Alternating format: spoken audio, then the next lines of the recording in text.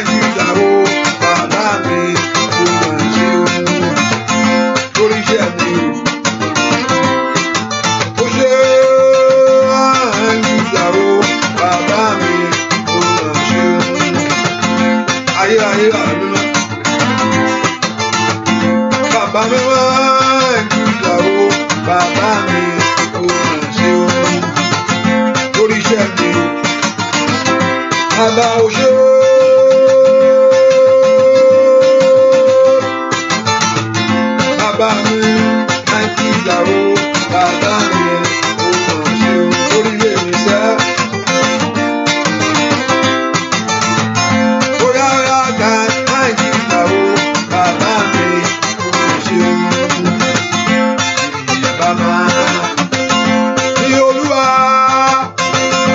oore rẹ̀ lórí ìyá wa.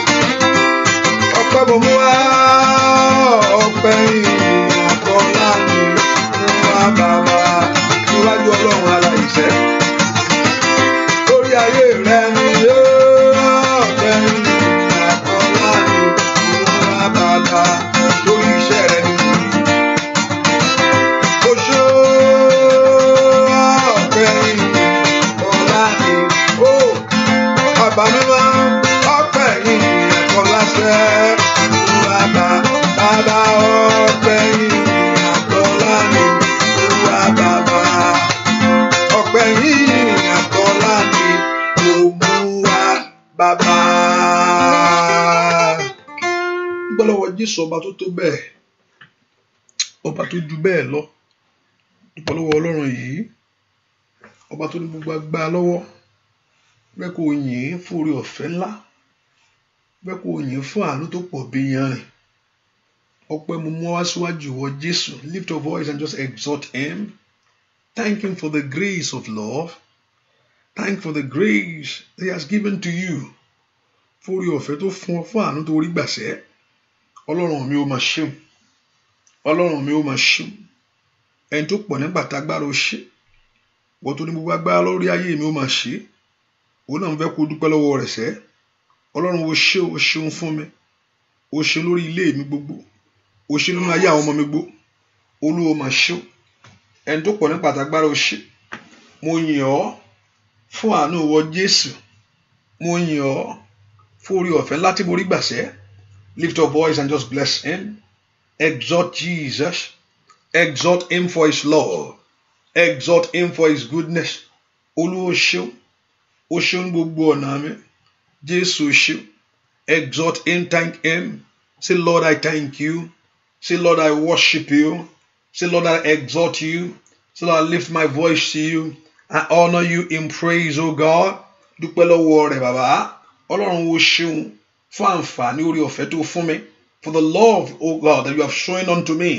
For the love of preserving me, of saving me, for providing. Lift a voice and exhort him. For the security, thank him. Father, we thank you. We worship your name. Blessed be your name, O God. In Jesus' name, we pray. Orúkọ Jésù. Ọlọ́run mo yìn ọ́. Ọba tí ò jẹ́ kí ìbànújẹ́ di tèmi. Mo ní ọ̀tá ó máa fi ń lọ ayé ẹni ni. Ọ̀tá ó máa fi ń lọ ayé ẹni ni. Ọlọ́run ò jẹ́ kó rí rẹ̀ gbà. Ta ni wọ́? Ta lè yàn? Jẹ́ pé ìwọ gan ibi tí èèyàn sùn sí gan ò mọ ibi tó sùn sí. Orí iṣẹ́ àní bóyá orí bẹ́ẹ̀dì, you don't know. Àbò dájú. Ọmọ wà yàrá mi. Òkú síbẹ̀. Àbò Jésù dájú mbẹ̀. Ọmọ á lọ. Orí ọ̀fẹ́ Ọlọ́run ni. Even sometimes when you are driving, even if you are conscious and you want to drive so good yourself because you're a good driver, what about the someone coming and to on that side? Ọ̀mùtí. Tí òjò rọ́lù ọ́. Wà your side tiẹ̀ you and your ẹlòmíì ti kàgbápò side tiẹ̀ ló wà. Ẹlòmíì jíjẹ́ lórí tí ọ̀tá tí nǹkan mi bá ọba tó ó ní ẹni tí ń pa Ísírẹ́lì mọ́ kí n tó gbé ẹnìkan máa ń pọ̀ ọmọ nìyẹn. Somebody is protecting you. You don't know. Ẹ ká dúpẹ́ lọ́wọ́ Ọlọ́run pé kó mọ́kọ yẹn wà. Even kó tiẹ̀ mọ́ tiẹ̀ wà ẹni tó ń bọ̀ lọ́dà side ńkọ́. Gbogbo Ọlọ́run máa ń kó wa yọ. Ewu máa wà lójoojúmọ́. Ọlọ́run yóò jẹ́ kí ewu wọ́. Dúpẹ́ lọ́wọ́ Ọlọ́run bá tí ò jẹ́ kí ewu ayé wu mí o. Olúwa máa ṣeun. Dúpẹ́ ó ṣe bàbá. The Lord, I worship you. I lift my voice in praise to you for your great protection over my life.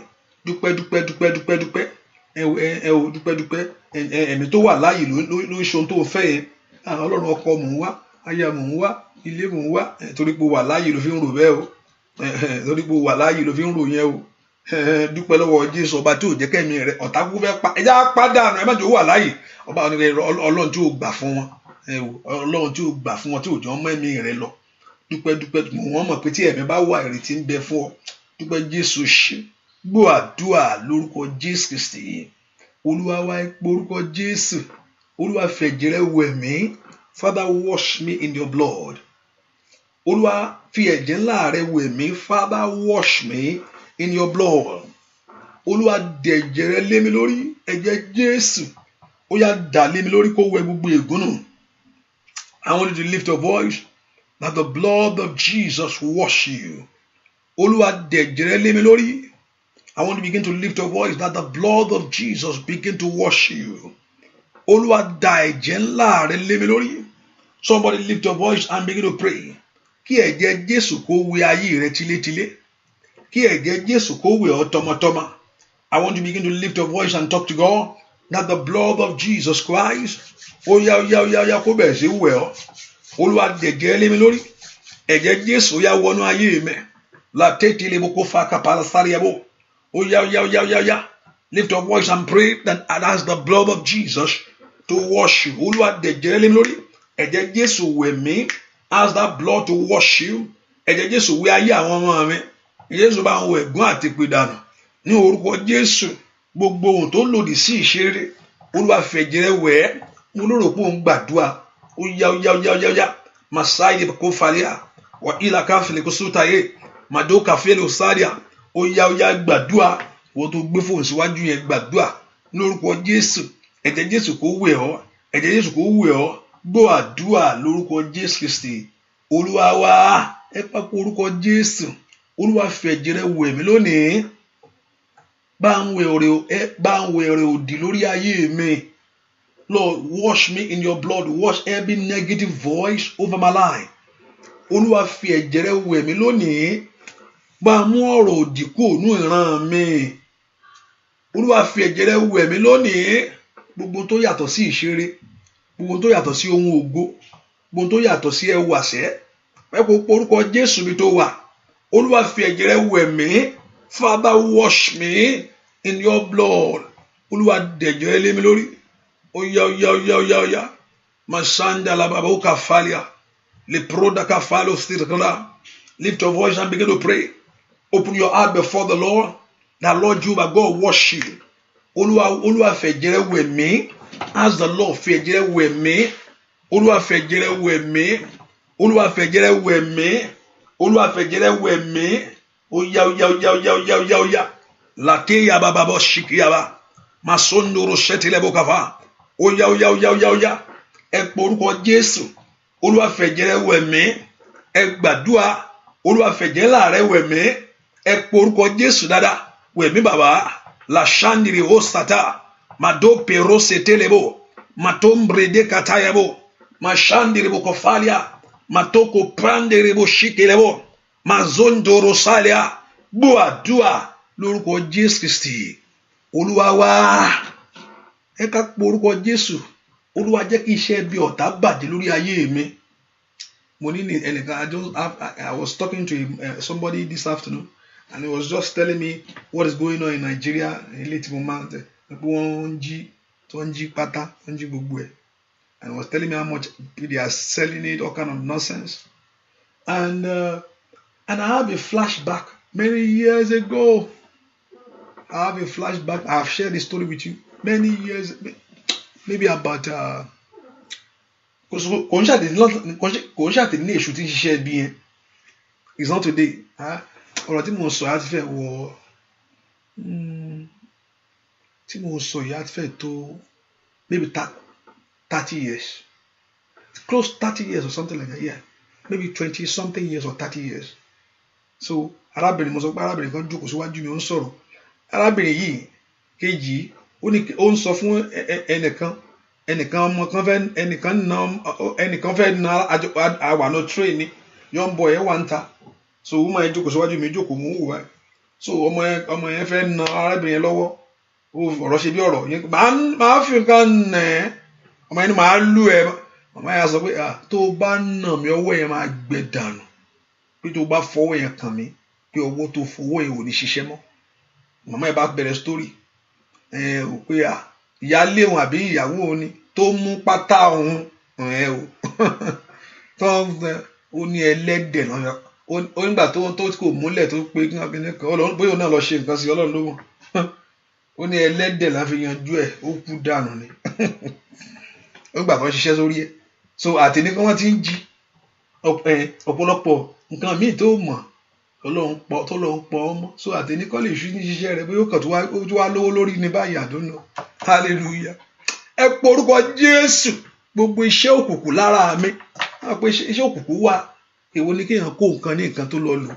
Ẹnìkan náà tó gbé wọn fárun ẹ̀ lọ.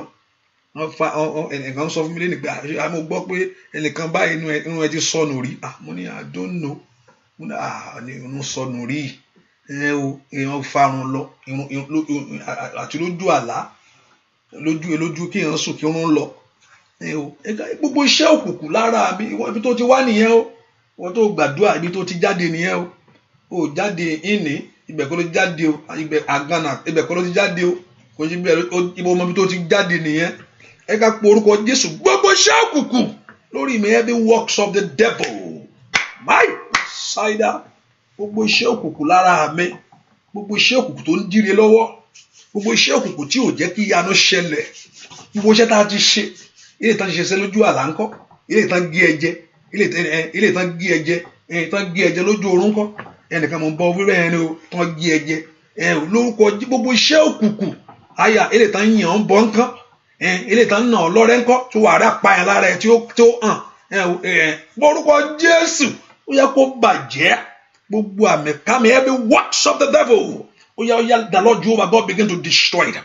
Lórúkọ Jésù, gbogbo iṣẹ́ tá a ti ṣe sí mi lára, gbogbo iṣẹ́ tá a ti ṣe nínú ayé mi, ohun tí ọ̀tá ti ṣe, eléyìí tí o mọ̀ ńkọ́, ìwọ tó ti mú bàtà ẹ lọ ńkọ́, ẹ pọ orúkọ Jésù, ṣùgbọ́n ẹ kàtáyà àbàsáìdè káfàlẹ́ta, eléyìí tó ti fọwọ́ ra ẹ lórí ńkọ́, ó yá, ẹ pọ orúkọ Jésù dáadáa.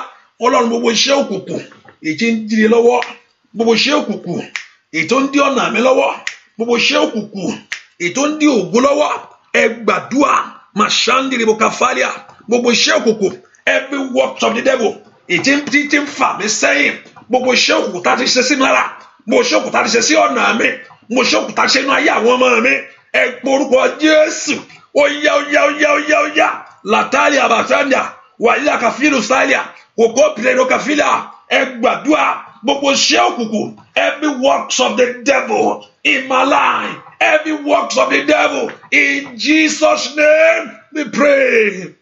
Ọ̀pọ̀ iṣẹ́ òkùnkùn ẹ péré ẹlòmíì ó kàn án farahàn nísinsìnyí nínú ayé ẹ̀, that is just now manifesting in their life, seeing it, nǹkan kan ò ṣe, gbàtọ́ ti ṣe èyí ò tiẹ̀ mọ̀, ẹni tó mú bàtà rẹ̀ lọ́nkọ́ tí bàtà rẹ̀ sọnù, ẹ wo, ẹni tó fún lóúnjẹ jẹ ńkọ́, gbogbo iṣẹ́ òkùnkùn, ẹni tó wẹ̀ ńkọ́, ẹni tó wẹ̀ tó bu omi lọ ńkọ́, ẹni tó wẹ̀ tó bu omi ìwẹ̀ rẹ lọ tó bu lọ tó gbé lọ ńkọ́, ẹni tó wẹ̀ ọ́ tó mú omi ìwẹ̀ tó fi wẹ̀ ọ́ tó gbé lọ ńkọ́. Gbogbo iṣẹ́ òkùnkùn bàjẹ́, gbogbo iṣẹ́ òkùnkùn bàjẹ́, gbogbo iṣẹ́ òkùnkùn bàjẹ́. Ẹni tó mú aṣọ mo ní ìsìn kọ́lọ́ àtìní kọ́lọ́ tí ń ṣe, bóyá wàá lówó lórí báyìí ni o, ìyẹn ni òye mi ti lè figure out pé I know I can't say I can't, ìyẹn ti lè sọ pé ìwọ ní nǹkan tẹ̀ ń gbé, ó lè tó ti ṣe sí ẹ inú ilé tó ti ṣe sí ẹ lára, ilé tó sọ ọ̀rọ̀ tó sọ ńkọ́, ohunkóhun tá a ti ṣe sí mi lára èyí tó ń jà mí lógun, ilé tí mo mọ̀ àti ilé tí ò mọ̀, àfi tí Ọlọ́run bá ṣe ọ lójú pé nǹkan báyìí ni o, ẹ porúkọ Jésù, ilé ìtàn rìn ọ̀mọ́lẹ̀ kọ́bi tó sùn sí ńkọ́, ó yá nanda abaka fáwọ̀ stáìlà, ilé tí ọkùnrin mi ti gbà lọ lára rẹ̀ ńkọ́, tí ọkùnrin mi ti gbà, mò ń sọ nǹkan ní o, tí ilé tọkùnrin mi tí ó gbà lọ lára rẹ̀, ai masaida wàhálì kárí pàrọ̀ stáìlì kálíà, ilé tí ọkùnrin mi ti gbà lọ tó ti gbà lọ lára rẹ̀, ó yá àwọn dá padà. Gbogbo iṣẹ́ òkùnkùn ó yá kó bàjẹ́, orúkọ Jésù dábí tó wà ràdàkàtàkà manzo totori kẹfà, gbogbo lè ta ti rí mọ́lẹ̀ gan ní orúkọ Jésù. The Lord God of heaven, let the work of deliverance right now, iṣẹ́ ìtúsílẹ̀ kó bẹ̀rẹ̀ lọ́wọ́lọ́wọ́ nínú ayé mi. Let the work of deliverance begin in my life. Let the work of deliverance begin in my life. Iṣẹ́ ìtúsílẹ̀ bẹ̀rẹ̀ nínú ayé mi, ẹni ogun ọ̀rọ̀ ẹ̀bẹ̀ sí tú ayé mi sílẹ̀. Let God begin to deliver you from the works of the devil. Let Jehovah God begin to deliver you from the works of the devil. Yatayaba, Shaturaba, Mesondoro Sadia, Manto Pero Sate, Leteriebe Ketelebo, Mayakatani Bokofalia, Mando Predoke Periaba. Open your heart and pray. Ribadiebo Shitilebo, Madoka Payagaba, Mazoko Toleketelebo. Ele tan fisino nje fún onko, as the Lord begin to destroy every works of the devil. Gbogbo iṣẹ́ òkùnkùn lára mi, gbogbo iṣẹ́ ọ̀tá lára mi, ètí ń díre lọ́wọ́, ètí ń bare jẹ́, ètò sọ mí dára ìmọ̀ ṣe ó yá every works of the devil Lord begin to destroy it. Ẹ porúkọ Jésù mi tẹ́ wá sẹ́. Let every works of the devil begin to destroy. Let every works of the devil begin to destroy. Kó bẹ̀rẹ̀ sí bàjẹ́. Ó yá. Porúkọ Jésù lè tètè lè bó kápá. Ó yá. Porúkọ Jésù dáadáa. Gbúàdúà lórúkọ Jésù Kristi. Olúwa gbẹ̀tọ́ mi fún mi. Olúwa gbẹ̀tọ́ mi fún mi. Mi ta bá fi sí. Gbẹ̀tọ́ mi fún mi, Olúwa gbẹ̀tọ́ mi fún mi. Gbẹ̀tọ́ mi fún mi, Olúwa gbẹ̀tọ́ mi fún mi. Ọmọ aráyé ń jẹ mí níyà, gbẹ̀tọ́ mi fún mi. Óyá gbẹ̀tọ́ mi fún mi, Olúwa gbẹ̀tọ́ mi fún mi. Gbẹ̀tọ́ mi fún mi, Olúwa gbẹ̀tọ́ mi fún mi. Ọmọ aráyé ń jẹ mí níyà, óyá. Ayé mi o, lórí iṣẹ́ mi o, lórí ọ̀nà mi níṣẹ́. Gbẹ̀tọ́ mi fún mi, Olúwa gbẹ̀tọ́ mi fún mi. Gbẹ̀tọ́ mi fún mi, Olúwa gbẹ̀tọ́ mi fún mi. Ọmọ aráyé ń jẹ mí nìyẹn, gbẹ̀tọ́ mi fún mi. Gbẹ̀tọ́ mi fún mi, Olúwa gbẹ̀tọ́ mi fún mi. Gbẹ̀tọ́ mi fún mi, Olúwa gbẹ̀tọ́ mi fún mi.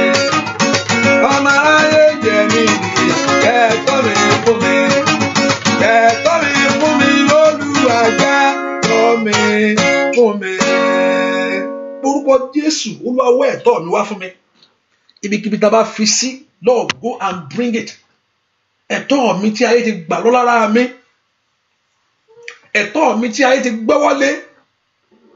I told us, many of us, what we are seeing in life is the result, but you don't know the things that behind it. Ohun tá à ń rí ni èsì ẹ̀ la kàn ń rí, iṣẹ́ rẹ̀ là ń rí, but iṣẹ́ tí ọ̀tá ti ṣe yẹn gan àmọ́ iṣẹ́ tí ó ṣàgbà mi ìrọ́kọ ní mọ̀ jíjẹ́ pé wọ́n ti dáwọ́lé ògo rẹ ni tó fi rọ́kọ. Ọkọ̀ gbà mí kò lọ́kọ, kí ni ìdí tó fi lọ́kọ? Mi rọ́ mọ́, kí ni ìdí tó fi rí gbogbo tí ọ̀tá ti ṣe that is blocking away this blessing. Orí pé o wà ń lo òyìnbó àbí orin ìrìn àjò, o kò rí pé kí ni yóò ṣàwọ́ kí ló dé. Ọlọ́run sì ṣèlérí fún ẹ pé ó bẹ máa bẹ rìn. Ọlọ́run sọ fún ẹ pé òun á sọ ẹ́ di ńlá bẹ̀ yẹn. Ọlọ́run sọ fún Jacob pé òun ó sọ nílà bàbá rẹ̀ kó máa parọ́ fún un. Ẹ porúkọ Jésù, Olúwa gbẹ̀tọ́ mi fún mi. Ibi tí ayé ti ń pọ́n mi lójú o, ibi tí ayé ti ń jẹ mí níyà, ẹ porúkọ Jésù, Olúwa dìde fún mi, gbẹ̀tọ́ mi fún mi. Lord, in any areas of life that the enemy is suffering in my life, porúkọ Jésù, in any areas of life that enemy is affecting my life, arise, O God. Ó yá mú ẹ̀tọ́ mi jáde wá. Ọmọ Ọlọ́run ńlá ni kò gbàdúrà o. Olúwa mú ẹ̀tọ́ mi jáde wá. Níbikíbi tó bá wà, go and bring it. Ó yá gbẹ̀tọ́ ayé àwọn ọmọ mi fún wọn. Ẹ gbàdúrà sẹ́. Nínú àdúrà yìí ni, nínú eléyìí ni bàbá, ẹ̀tọ́ mi, ohun tó yẹ mí mú lé mi lọ́wọ́. Ohun tó yẹ mí ló yẹ mí o. Porúkọ Jésù. Ohun tó yẹ ọ́ ló yẹ ọ́. Ó dọ̀ kí ìyanu rẹ̀ ṣẹlẹ̀ ní. Ó yá. It's time for your miracle. It's time for your open heaven. It's time for your fulfillment. It's time for the blessing of God. It's time for the glory of God to manifest in your life. It's time for people to know. Bó o ní Ọlọ́run. Ó yẹ kán dẹ́kán mọ̀ pé lè ṣí ìdẹ̀bàká fàyà that you have a God. Ó dẹ́kán mọ̀ pé o ní Ọlọ́run yìí. Olúwa gbẹ̀tọ́ mi fún mi. Gbọ́ àdúrà lórúkọ Jésù Kristi. Olúwa wá ẹ porúkọ Jésù. Ogun tó le koko yìí, Olúwa ṣẹ́ fún mi. Ogun tó le koko, ogun mi wà, ogun kì í gbọ́ kì í gbà ni. Ó le kú. Àti pé ilé tó le, ogun májẹ̀mú, ogun ẹ̀jẹ̀, àwọn ogun ẹ̀jẹ̀ ló burú jù. Kò sí tí èèyàn fẹ́ sá sí, kò sí tí ó fẹ́ lọ. Ogun ẹ̀jẹ̀, ogun ègún, ogun ìran. Ẹlòmíì nǹkan tó kàn ń jà, ogun ìran ló ń jà. Àpé nǹkan kan wà lórí, something is just in the atmosphere of his life, or something just around him like a shield. nǹkan ọkọ̀ kíní ẹ̀ka ọkọ̀ ń bá ayé yẹn lò pọ̀ ni. It's just continue like that. Ogun ìran nìyẹn, inú ìran tó bá kọjá ń bẹ̀ yẹn á bẹ̀ sí rí oríṣiríṣi ìdààmú ní gbogbo ogun ìran nu. Gbogbo èyí tó bá jẹ́ ìwọ Ọlọ́run, ilé ìkélé tó bá ṣáà jẹ́ Ọlọ́run bá ń ṣe. Lord, give me victory over every battle of my life. Olúwa fún mi ní ìṣẹ́gun lórí ogun ayé mi. Olúwa ẹ jà fún mi ẹ̀yin ogun ọ̀run. Ẹ jà fún ayé mi kẹ́ ẹ bá ń ṣẹ́gun. Ogun tó ń dí mi lọ́wọ́, every battle of my life. Ogun tí ò jẹ́ kí rí ìlérí ṣẹ. Ogun tí ò jẹ́ kí n láyọ̀. Ẹ pe orúkọ Jésù. Ogun tó dó tì mí bí ìṣàrùn. Ohun tó ń ṣẹlẹ̀ ní ayé mi tí ò fẹ́ fàyè gbà mí. Ogun tó sọ mí di aláìmọ́ṣe ènìyàn. Ask the Lord to give you victory over it. Ó yẹ pe orúkọ Jésù. Ogun tí ò fẹ́ kí n débi ilẹ̀ ìlérí mi. Ó yẹ pe orúkọ Jésù. Ogun tí ò fẹ́ kó wọnú ayọ̀ rẹ lọ. Ogun tí ò fẹ́ kí ìyàtọ̀ dé bá ọ. Ogun tó ń dá ọ̀nà ayé ẹni rú. Olúwa bá mi ṣẹ́ lónìí. Give me victory over every battle. Give me victory over every battle, God. Give me victory over every battle, God. Give me victory over every battle, God. Give me victory over every battle, God. Ọmọlá ńlá ni kò gbàdúrà. Orúkọ Jésù. Olúwa fún mi ní ìṣẹ́gun. Olúwa fún mi ní ìṣẹ́gun. Lọ́wọ́ agbára tó ń fi àjáyé mi. Ẹ gbàdúrà. Gbọ́ àdúrà lórúkọ Jésù Kristi. Olúwa báwo ń tiẹ̀? Gbà táwọn tó wà lẹ́gbẹ̀ẹ́ rẹ̀ ń ṣe rere. Gbà tó wà lẹ́gbẹ̀ẹ́ àwọn tó wà lẹ́gbẹ̀ẹ́ mi ṣe rere. Olúwa báwo ń tiẹ̀? Olúwa jẹ́ kí n ṣe rere. Gbà táwọn tó wà lẹ́gbẹ̀ẹ́ rẹ̀ ń rí mú. Those that are around you prospering, moving forward, they are having it. Ó wá di tiẹ̀, kíní ẹ̀ ó wá dàbẹ̀ pé ẹ pe orúkọ Jésù. Ọlọ́run jọ̀ọ́ ṣẹ́gun fún mi jẹ́ rí tèmi ṣe. Olúwa ṣẹ́gun fún mi jẹ́ rí tèmi ṣe. Mú oore rọrùn fún mi. Olúwa mú oore rọrùn fún ayé mi. Mi gbọ́dọ̀ jìyà kí n tó jẹun láyé. Mi gbọ́dọ̀ jìyà kí n tó ná láyé. Olúwa jẹ́ kí oore ṣẹlẹ̀ ní ayé. Mú oore rọrùn fún mi láyé. Make it easy, O God. Mú oore rọrùn fún mi. Ìwọ ló kọ́kọ́ débẹ̀. Ìwọ ló máa kọ́ gbẹ ìgbà. Bàbá lórúkọ Jésù. Ìwọ ló kọ́kọ́ débẹ̀. Ìwọ ló máa tó kẹ́yìn láti gbà láti ẹ gbàdúrà. Ọlọ́run jẹ́ ọ́. Mú oore rọrùn fún mi. Ẹ pe orúkọ Jésù. Olúwa mú oore rọrùn fún àwọn ọmọ mi ní. Lánàá kó gbàdúrà. Olúwa mú oore rọrùn fún mi. Ọlọ́run mi o. Ọlọ́run mi o. Ọlọ́run mi o. Ní orúkọ Jésù. Ó dá kó bó aṣọ ìyà lọ́rùn mi o. Ó dá kó bó oore rọrùn fún mi. Orúkọ Jésù. Gbọ́ àdúrà lórúkọ Jésù Kristi. Olúwa wa Ọlọ́run mi. Bàbá wa mi wá rí o. Ọlọ́run mi. Bàbá bá mi wá rí o. Wáyé mi o. Ọ̀tá ti rí malẹ̀. Gbogbo iṣẹ́ mi o. Ọ̀tá ti rí malẹ̀. Ọlọ́run mi. Bàbá bá mi wá rí o. Ẹlẹ́dàá mi. Bàbá bá mi wá rí o. Gbogbo ayé mi o. Ọ̀tá ti rí malẹ̀. Gbogbo iṣẹ́ mi o. Ọ̀tá ti rí malẹ̀. Ọlọ́run mi. Bàbá bá mi wá rí o. Ẹlẹ́dàá mi. Bàbá bá mi wá rí sẹ́. Gbogbo ayé mi o. Ọ̀tá ti rí malẹ̀. Gbogbo iṣẹ́ mi o. Ọ̀tá ti rí malẹ̀. Ìgbà ayé mi o. Olùmọ̀ràn ká èmi ìròyìn. Ayé mi ìròyìn. Ayé mi ìròyìn. Olùròyìn lọ ká èmi ìròyìn. Ọlọ́run fi gbàyẹ mi ká èmi ìròyìn. Lórí ọmọ mi ká èmi ìròyìn.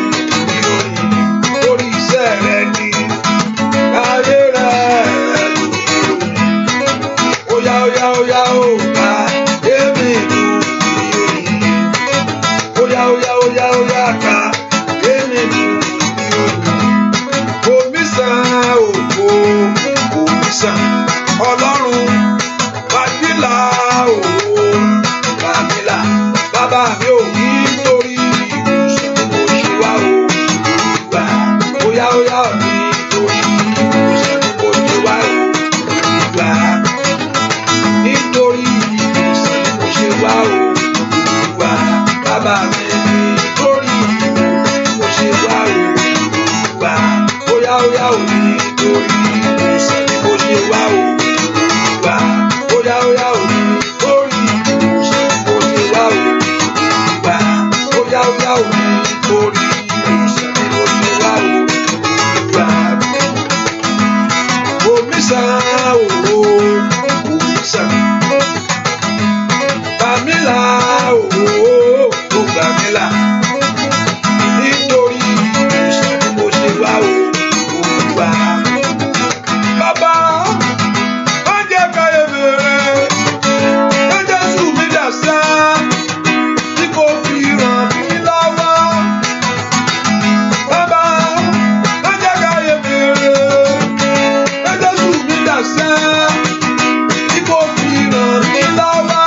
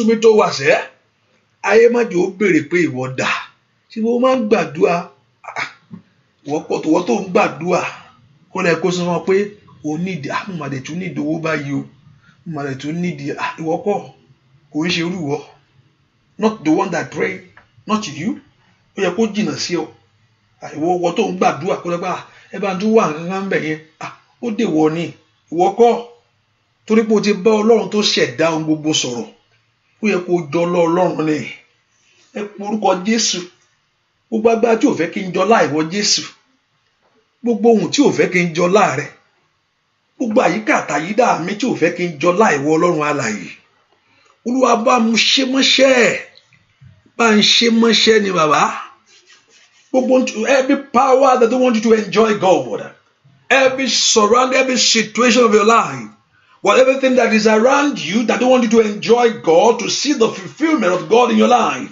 that Lord Jehovah God begin to destroy it oh God gbogbo tó yí mi ká tí ò fẹ́ kí n gbádùn ìwọ Ọlọ́run tí ò fẹ́ kí n jáde orúkọ rẹ gbogbo agbára tó ní kí n máa ṣe dànù ni gbogbo agbára tó ní kí n ṣáà máa gbà tí ò fẹ́ kó mèso wá fún mi àwa dàbí ń pẹ́ àdúrà kì í gbà ẹ gbọ́dúgba Jésù Masaida Malia kó frada kafaria oya ẹ porúkọ Jésù mẹsọ́ọ̀rì abakafaria màtórí káàtìrìwò gbọ́ àdúrà orúkọ Jésù Kristi Olúwa ẹ porúkọ Ọlọ́run jọ̀ọ́ níbi mo ti fẹsẹ̀ kọ́ láyé Olúwa gbé mi dìde ẹnìkan gbàdúrà bẹ́ẹ̀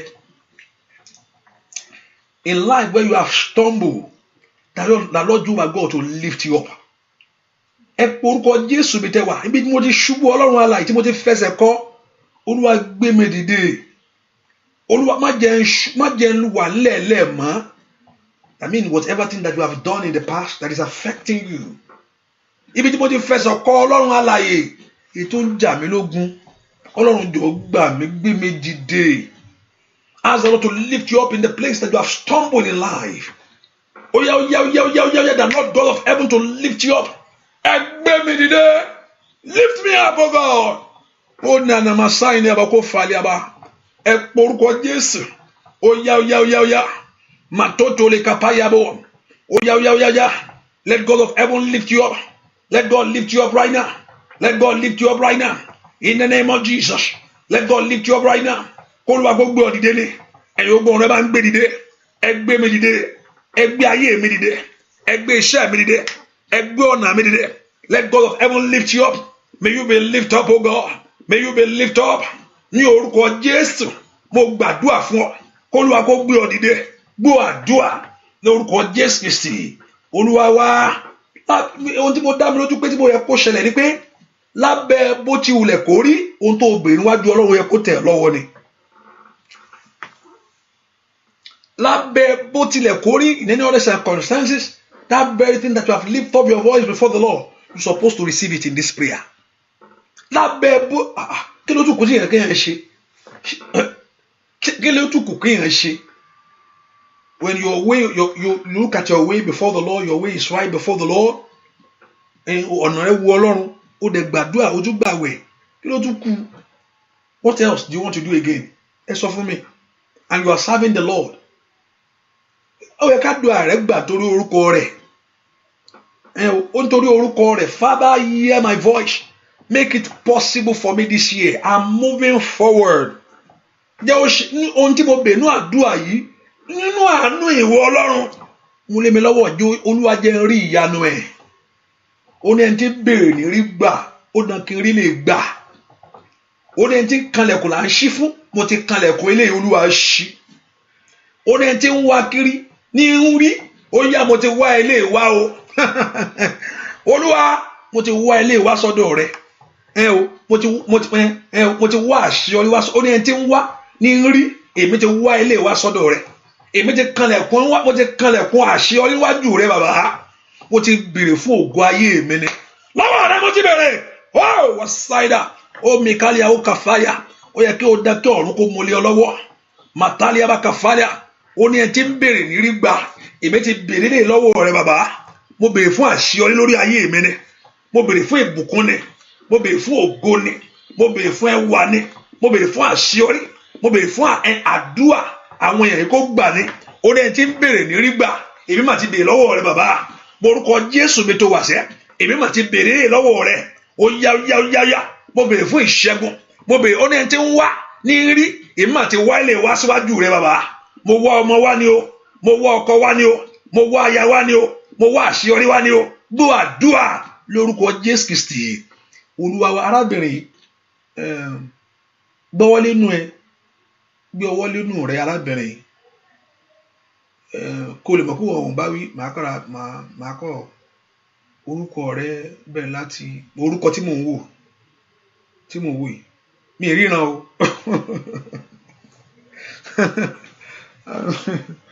mi ì rí ọ ní ẹ̀mí o mò ń wò ọ ní mò ń wò ṣùgbọ́n ẹ̀ka yẹn mo orúkọ rẹ tí n bá dárúkọ ẹlòmíràn tún pè bro ni ṣùgbọ́n òun gbàdúrà fún ọmọ lòun gbàdúrà fún ó bóyá mo jẹ́ kí n tún wò dáadáa ó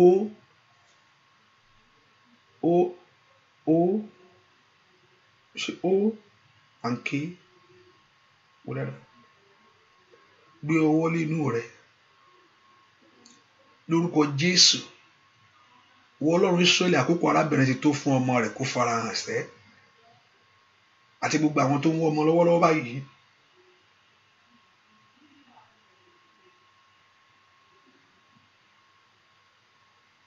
Olúwa yóò fún ọ ní ọmọ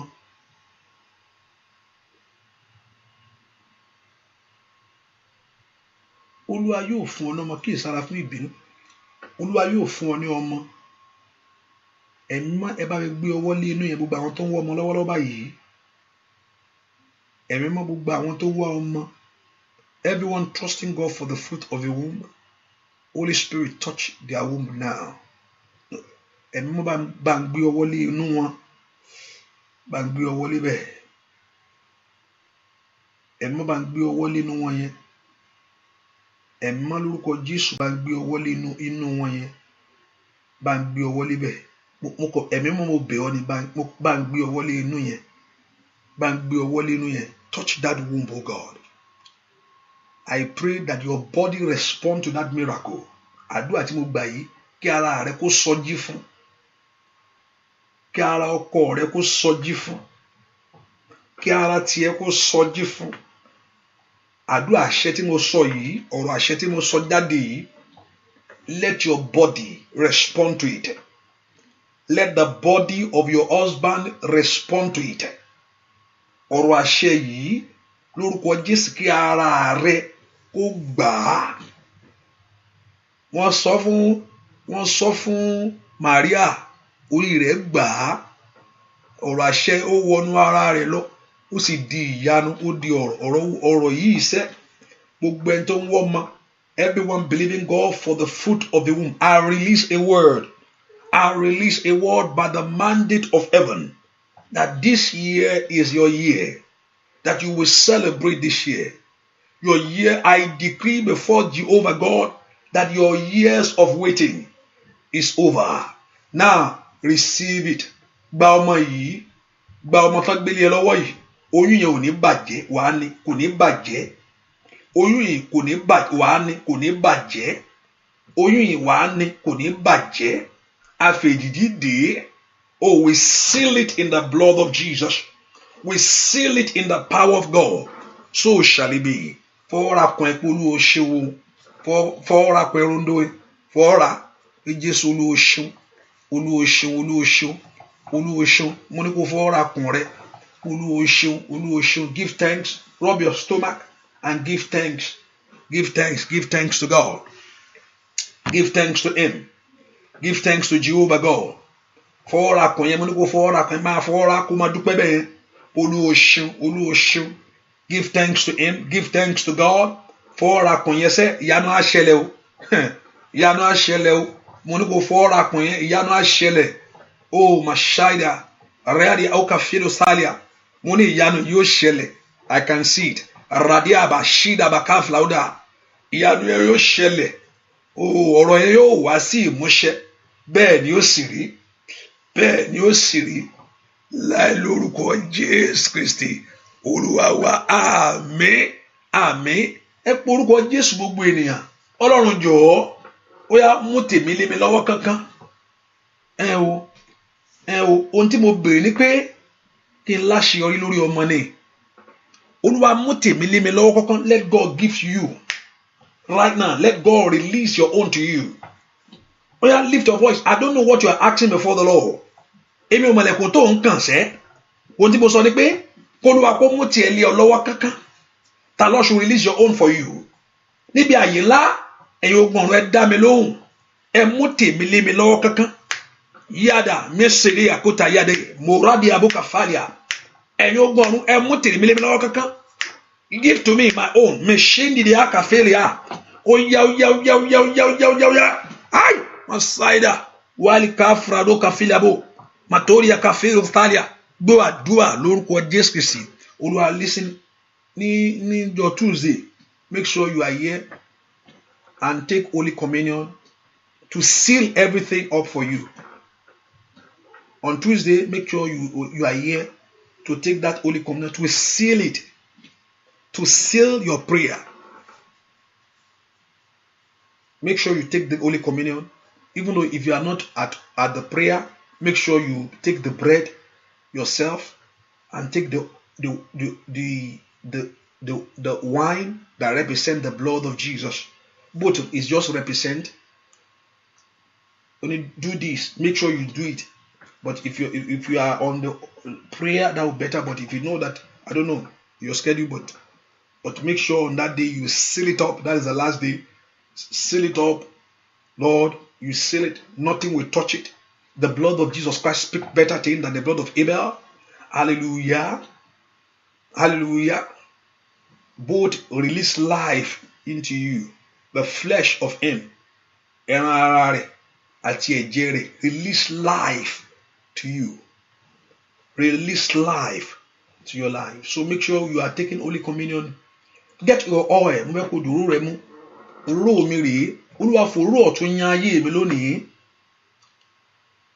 Olúwa fòró ọ̀tún yan ayé mi lónìí. Olúwa fòró ọ̀tún yan ayé mi lónìí. If I'm doing the Holy Communion, you probably be maybe in the afternoon and in the evening, Yoruba section. That's the only time I can do that, because you are fasting in the morning. You are still fasting, right? Olúwa fòró ọ̀tún yan ayé mi lónìí. Olúwa fi òróró ọ̀tún. Olúwa fi yan ayé mi. Lord, anoint me afresh. I want you to begin to lift your voice and pray to God. Olúwa fi òróró ọ̀tún yan ayé mi lónìí. Anoint my life afresh. Retaliaba oshadi ebukafalia. Olúwa fi òróró ọ̀tún yan ayé mi. Anoint my life afresh, O God. Olúwa fi òróró ọ̀tún yan ìdáwọ́lé mi. As you anoint yourself, that Lord should anoint your application.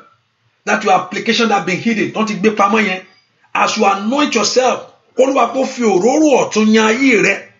That Lord should anoint your life with a new thing. Olúwa fi òróró àṣeyọrí yàn mí lónìí o. Oh, láwùjọ àwọn èèyàn láyé. Mo fẹ́ rí ìyípadà. You know, kí ẹ ti wà ní ipò kan, you are in one place and now you see a turnaround. Pé Ọlọ́run kó mú ẹ bí kó mú ẹ kó ní point A kó wá mú ẹ lọ sí point B in life. That you will not stop in point A forever. That you will move from one place to move forward in life. To take you from number 1 to number 2. I'm not saying I'm talking increasement. I'm not talking in low. So number 1 meaning, I can say you can put number 1. No, to take you that progress, that you will not be stuck in one place. You go to the next level of life of great thing.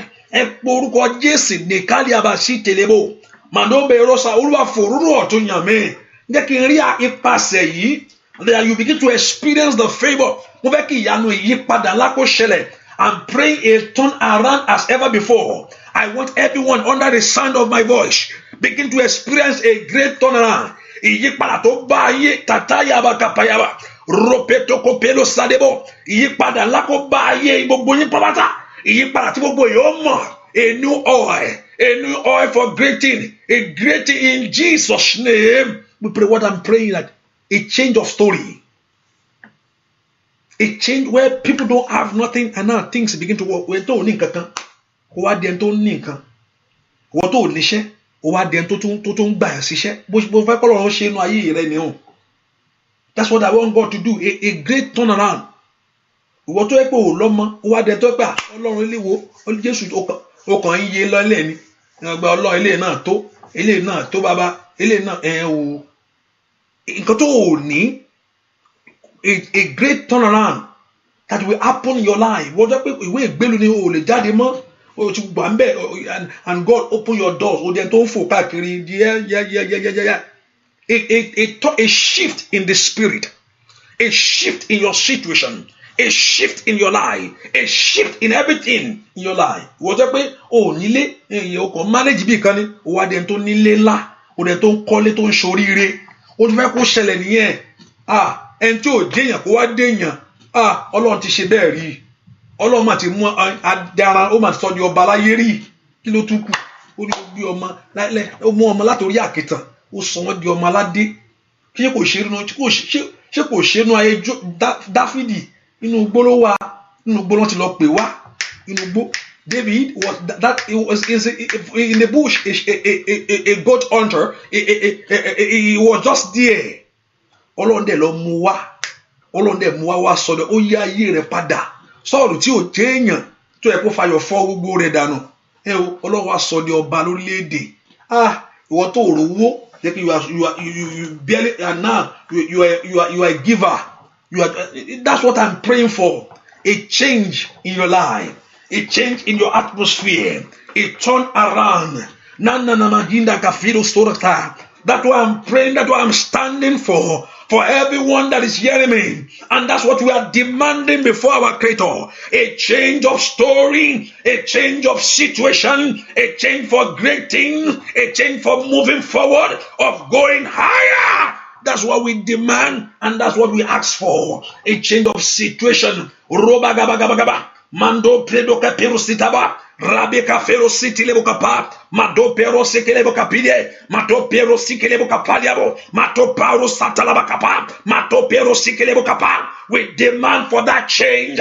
A change of life. A change in the name of Jesus. We demand for a change. Abe fun yato yen. Abe fun yato go yen. We are bèrè fún ìyàtọ̀ àṣeyọrí yẹn. We are bèrè fún ìyàtọ̀ ìbùkún yẹn. Oya. Màtó bàró tàyà. Ọba tó yí ìta ayé ẹni padà. Rẹpẹtọ kaba. The Lord God of heaven begin to change the story of your life. Ọba tó mú ayé ẹni tẹ̀síwájú. Ọba tí ń gbàrí ayé ẹni fún ni. I command in the name of Jesus that you begin to experience a change for good. As you anoint yourself in the name of Jesus, let heaven anoint you for success, for fulfillment, for breakthrough, for success, for something great in life. So the name of Jehovah God will be praised. Thank you, our righteous God. Thank you, Lord, the one that is worthy to be praised. In Jesus' name, we pray, get that oil, and now begin to anoint yourself. Anoint yourself and begin to decree, begin to declare over your life that today I am moving forward. As I anoint myself, something great begin to happen to me in any area that I go. Something good begin to happen to me. Anoint yourself, brother. Put that oil upon yourself. As you anoint yourself today, every yoke of delay break. Today, every yoke of failure break away from your life. Every yoke of disappointment break. In the name of Jesus. The Lord begin to position you for great thing, for you to receive great thing in your life. The Lord begin to lead your step, for you begin to receive the blessing. Today, as I anoint myself, failure disappear from my life. As I anoint myself, something great happen. As your people anoint themselves, today let begin to experience the joy that's in you, fulfillment that's in you, breakthrough that's in you. In the name of Jesus, the Lord show forth His power. In the name of Jesus, every spiritual blessing, every blessing that is hanging in the spirit, we call it out right now. Go and manifest, and the name of Jehovah God will be praised. Thank our righteous God. In Jesus' name, we pray. Amen. Say that amen very well. Amen. Say that amen very well. Amen. Amen. Father, we cover that water in the blood of Jesus and release the grace and the power of God upon that water right now. Father, we release the grace of God upon this water. Let your hand be upon it in the name of Jesus. In Jesus' name, we pray. Amen. Amen. Amen. Hallelujah. Just put in mind that our Holy Communion on Tuesday, We do that in the afternoon and in Yoruba section. I don't know whether that Tuesday will be night one. And also, if that possible, I will say that Tuesday is going to work. I want us to thank God and sing praise and worship God also. And also one thing I want us to do, and get your offering. Yes. Say money again. Yeah. I'm not tying your prayer to money. Oh. Listen, I'm not tying your, whether you give offering, whether you don't give your prayer. I believe your prayer will answer. So don't when you got to move by fadura. No. But it's good, it's scriptural, it's scriptural. So far we are coming before the Lord, and Bible told us when we are coming, he said, but on prayer line, don't come empty-handed before your God. No, I can't be say give offering every day, give offering every day. No, it sounds somehow, but let's just give offering to God. Say, Lord, I thank you for this. It's good to do that. It's part of it. It's part. It's part of it that you blend together to make prayer to be answered. And that's it. You ask God and also you give. Remember the woman only gave little offering that she has in her hand, and she put it down, and the Lord blessed her. So put it aside. I'm not tying prayer to offering. No, forget about it. No, I'm not saying that. Whether you give, you don't give, that's up to you. But I'm just saying it. If I don't say it, it will not be good. It's part of it. That means I'm not teaching you the right thing to do. So you give your offering before the Lord. Say, Lord, I thank you for this. And you can do that. You can do by mailing. You can do box 1059 Savage. You can do Zelle to Zelle, and you can do Cash App without the same number, and you can do PayPal. You can go, so that's where you can give up your offering before the Lord. Do that, even though if it's I'm not sure the Lord will take you out of $1. The Lord will take you out of it in that moment. Even just make sure you do something. Give your offering before the Lord. I'm not tying your prayer to anything. Whether you give, and lack will disappear in your life. I've been there. I know what I know to pray, and later on, so after we have prayed and something else come out again, I know the mind will go down right away. But no, whether you give, you don't give, the Lord will still answer your prayer. That's my prayer for you. The Lord take you out of way of take you out of lack and take you to a place that you will be a blessing. You come out of lack. So give. You'll be happy. Say, oh, praise God, because you have it.